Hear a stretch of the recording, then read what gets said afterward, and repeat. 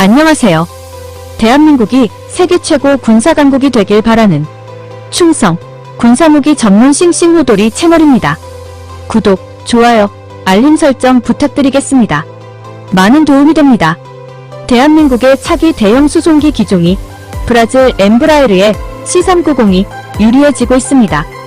지난 4월 방사청은 각 수송기의 성능을 점검하는 현지 시험평가를 실시했으며 이후 가격 등 세부 조건을 따지는 본격 협상 과정에서 에어버스는 함속거리, 수송량 면에서 앞서지만 최대 7,100억 원이라는 우리 군 예산 한도를 맞출 수 없어 경쟁을 포기했습니다. 록히드 마틴 C130J, 브라질 엠브라에르 C390의 2파전으로 좁혀졌고 방사청은 지난달 모든 평가를 마무리했습니다.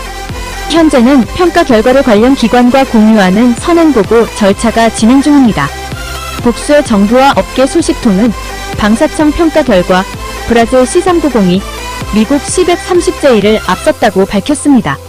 평가 항목은 성능과 운용적 합성, 가격, 절충교역, 협력 컨소시엄 등 5가지이며 브라질 C390은 이 가운데 성능, 가격, 절충교역, 특히 국내 기업과의 협력 컨소시엄에서 점수차를 벌린 걸로 확인됐습니다. 방사청 평가 결과가 확정되면 브라질 군용기를 도입하는 첫 사례가 됩니다.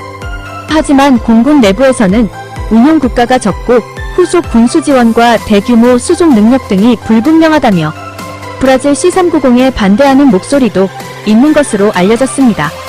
차기 대형 수송기 기종은 다음 달 방위사업추진위원회 의결로 최종 결정됩니다. 선정에 유력한 C390은 다목적 수송기로 설계했으며 기본적인 설계 철학은 기동성과 빠른 구성 변경, 높은 확장성, 기체 안전성에 두고 있습니다. 또한 낮은 수명주기 비용, 높은 작전 효과, 유지관리의 용이성이 C390의 장점입니다. C390은 병력 및 물자 수송, 긴급 의무 후송, 수색구조, 인도적 지원 작전, 재난 수색 및 구조, 공중 금유 지원, 항공 소방 작업 등 민군 분야를 가리지 않고 활용이 가능합니다. C390은 후방 램프를 채택하고 주익은 고익으로 채택했으며 하방각이 약 40도 정도 적용됐습니다.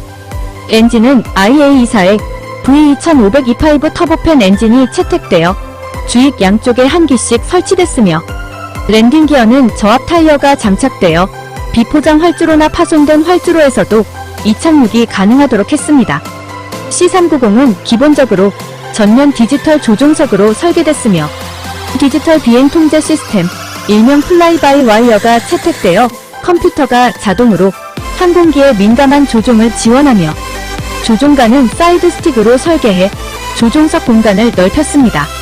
C390은 탑재 공간에 최대 26톤의 화물을 적재할 수 있으며 장갑차 2대나 혹은 헬리콥터 1대를 탑재할 수 있습니다.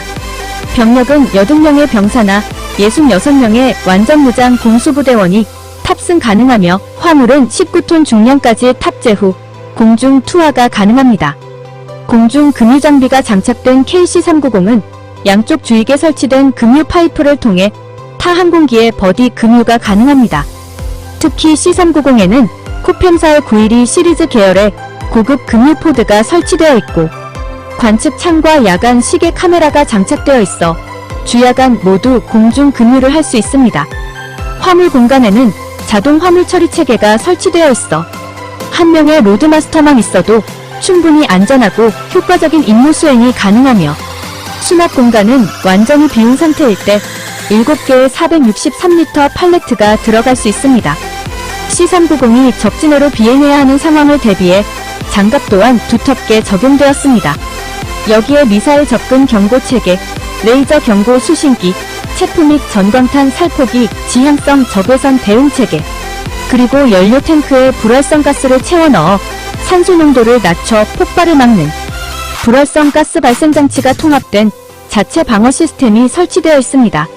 C390의 첫 수출국은 포르투갈로 포르투갈 국방부가 C130 노후화에 따라 대체 항공기 도입 사업을 개시하자 2010년 2월자로 엠브라에르가 C390 제안서를 제출했습니다. 포르투갈 공군은 제안서 평가 후 2011년 12월자로 C390을 8,700만 유로로 소량 양산 계약을 체결했으며 2017년에 5대 도입 및 옵션 6대 추가를 승인했습니다. 양산 초도기는 2023년 2월, 마지막 기체는 2027년 2월에 인도를 완료할 예정입니다. 브라질 정부도 기존에 운영 중이던 C130 수송기와 교체하기 위해 2014년 총 28대의 도입 계약을 체결했습니다. 첫 C390은 2019년 9월 4일자로 브라질 공군에 인도되었으며 브라질 공군이 주문한 C390에는 모두 다 공중 근무 능력을 추가했으므로 KC390 밀레니엄 수송기로 명명하였습니다. 브라질 공군은 코로나 바이러스 발발 이후로 브라질 곳곳에 대량의 물자를 공급하기 위해 동원되어 인도적 구호 작전을 실시한 바 있으며 2020년 8월에는 레바논에 전개되어 구호 작전을 펼치기도 했습니다. 향후 브라질 공군은 이들 기체를 지속적으로 인도적 구호 성격을 띤 수송 임무에 주기적으로 투입할 예정입니다. 엠브라에르는 조만간 대한민국 공군에서 추진할 대형 수송기 도입 사업에도 큰 관심을 보이고 있는데 이는 한국이 이전과 달리 반드시 미제 무기 위주로만 도입하지 않을 뿐 아니라 예상되는 참여 경쟁 업체 기종에 비해 가격 대비 성능 면에서 승산이 있다고 판단했기 때문으로 보입니다. 브라질은 그동안 지리적인 문제로 한국 시장에 관심이 낮았으나 최근 들어 방산 및 항공 분야에서 한국의 중요성을 인지하기 시작했으며 그간 거리 때문에 두 나라는 서로에 대한 이해도가 낮은 편이었으나 브라질은 대한민국과 8번째로 수교한 국가인 동시에 남미의 첫 수교 국가로 올해가 수교 62주년입니다.